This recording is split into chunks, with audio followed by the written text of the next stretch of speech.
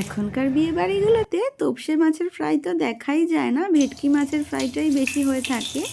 তবে সেদিন একটা বিয়ে বাড়িতে তোপসে মাছের ফ্রাই খেয়েছিলাম, এত ভালো লেগেছিল আমার যে বাজারে আবারও তোপসে মাছ দেখে বাড়িতে নিয়ে চলে এসেছি। একটু ফ্রাই বানাবো, তার জন্যে মাছগুলোকে ধুয়ে নিয়ে দিয়ে দিলাম 1/2 চামচ নুন, 1/2 চামচ গোলমরিচ গুঁড়ো, অল্প একটু লেমন জুস দিয়ে মাছগুলোকে ভালো করে ম্যারিনেট করে 10 মিনিটের জন্য রেখে দেবো।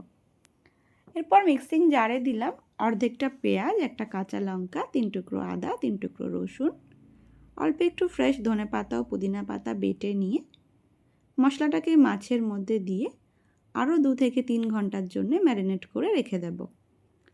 এরপর একটা বোলের মধ্যে দিয়ে দিচ্ছি 1 কাপ ময়দা, 1/2 কাপ কর্নফ্লোর, 1/2 চামচ নুন, 1/2 চামচ গোলমরিচ গুঁড়ো এবং বড় চামচের 1 চামচ মেল্ট করা বাটার।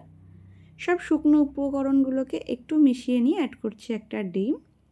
ডিমটাকেও সব কিছুর সাথে একটু নেড়ে চেড়ে মিশিয়ে নিয়ে এরপর অল্প অল্প জল অ্যাড করে আমি ব্যাটারটাকে গুলে নেব। একটু গাঢ় গাঢ় ব্যাটার গুলবো, ব্যাটারটা খুব পাতলাও হবে না আবার খুব গাঢ়ও হবে না, মোটামুটি থিকনেসের একটা ব্যাটার রেডি করব।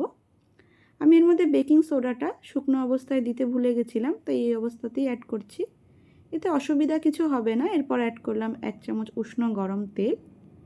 এরপর জাস্ট মাছগুলোকে একে একে ব্যাটারের মধ্যে ডুবিয়ে গরম তেলে ভেজে নেব। মাছগুলোকে একে একে ব্যাটারের মধ্যে ডুবিয়ে আমি প্যানের মধ্যে ছেড়ে দিচ্ছি। এরপর গ্যাসের ফ্লেমটাকে একদম লোয়ে করে 7 থেকে 8 মিনিট এক একটা পিঠ আমি ভেজে নেব।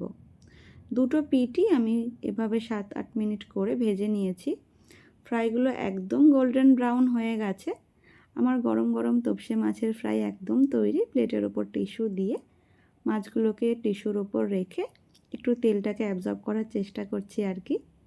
এরপর জাস্ট একটু টমেটো কেচাপ দিয়ে ফ্রাইগুলোকে গরম গরম সার্ভ করে দেব।